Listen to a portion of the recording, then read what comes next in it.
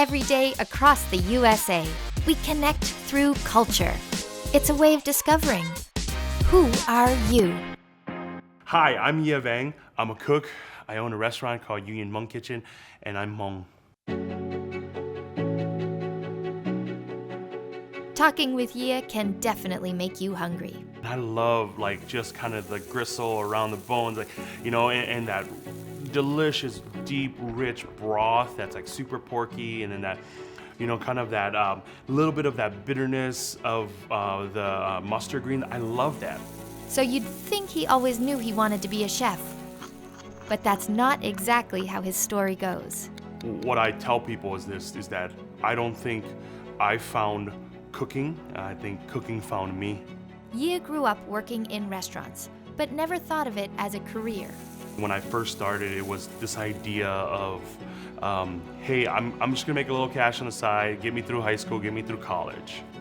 Then the culinary world started getting media attention, and he found himself in an exciting position. The food scene was growing and became this cultural norm.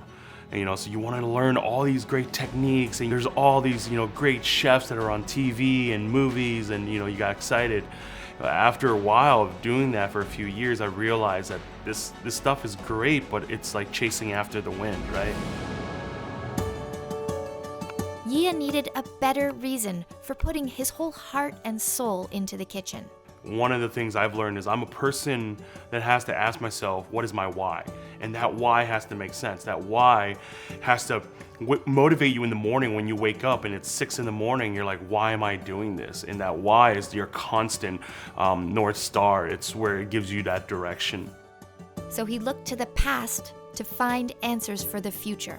When I started tracing back the foods that resonated in my heart, that rejuvenated my soul, and I started following that narrative, I came to the table with my mom and dad, and I realized that food, those dishes we ate growing up, those dishes that I thought that were simple, and there's a Hmong word called bano, which means kind of like lame or kind of like silly, What I really realized was that it wasn't that. It was the start of our story. There's this mantra that we have that says every dish has a narrative, and you follow that narrative long enough and close enough, you get to the people behind the food, and once you're there, it's actually not about food, it's about people. And it's this idea that inspires him today. Food is people and family and history and culture. And when you eat, you can learn. A lot of what we do with Hmong food, especially being Hmong food, I just tell people 80% of it is just education. It's just telling the story of where our people have come from. How does our history, how does the Hmong history, how does fit into the the American narrative, and where was that clashing of America and Hmong in history, so there's a lot of backstory in all of that, but I think that sometimes when you have literally 5 minutes to kind of explain all that, sometimes using the vessel of food is simpler, but then what it does is it's a gateway that opens, to dock deeper into more of our culture and why we do the things we do.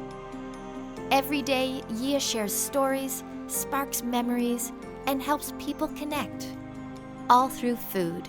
We always say that when it comes to cooking, you're using all your senses. You're watching with your eyes, you're smelling, you're tasting, you're listening, And then for me, that I even go even deeper, and that's when I talk about the memory. It innates memory, it resonates, and I think that that's what connects us. Because again, we can have all these different cultures that will eat one same dish, and inside they'll all have all these great memories, and they'll share those memories together. And I think that that's when we all see each other's humanity. And if we don't actually see each other as, different, we actually see that, wow, there's a common thread here, and regardless of what that dish is. And so when we're cooking, everything we're doing, my why is, this is the legacy of mom and dad.